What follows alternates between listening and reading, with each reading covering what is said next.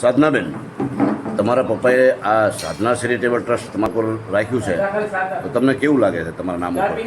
સાધના charitable trust મારા નામ ઉપરથી રાખ્યું છે તે બદલ મને બહુ જ ખુશી મળે છે, કારણ કે ગમે તે પ્રસંગ હોય કે પછી ગમે તે કંઈ પણ કાર્ય કરતા હોય એમાં પહેલું નામ આવે છે કે સાધના ચેરિટેબલ ટ્રસ્ટ, એટલે બહુ જ ખુશી મળે છે.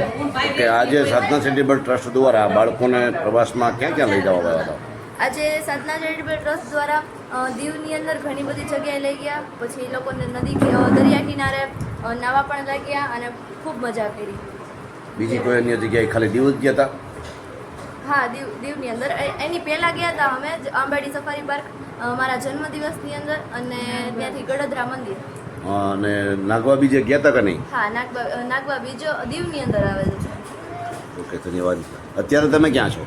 અત્યારે મારા મમ્મીના કાકાના ઘરે છીએ. સરસ. અત્યારે બાળકો પણ જો પ્રસાદ લઈ રહ્યા છે, એટલે કે નાસ્તો લઈ રહ્યા છે, અને આ તમામ નાસ્તાનો ખર્ચ તમારા મમ્મીને અમે પૂછ્યું, કારણ કે મેડમ ક્યાં છો તમે અત્યારે? અત્યારે ઉના. કોના ઘરે? સલીમ કાકાના ઘરે.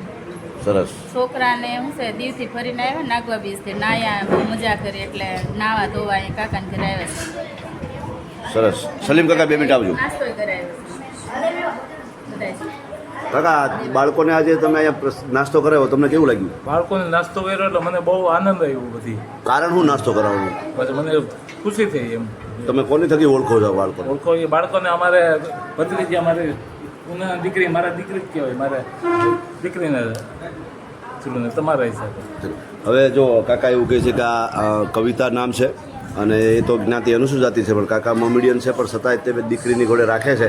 અને જે આજે તેમના પ્રવાસમાં અને આ ટ્યુશન ક્લાસીસની જે માધ્યમથી બાળકોનો પ્રવાસ કરવામાં આવ્યો, તે તમામ બાળકોને આજે નવડાવ્યા અને દાબેલીનો નાસ્તો કરાવ્યો અને સોડા પાય છે. સરસ, ધન્યવાદ.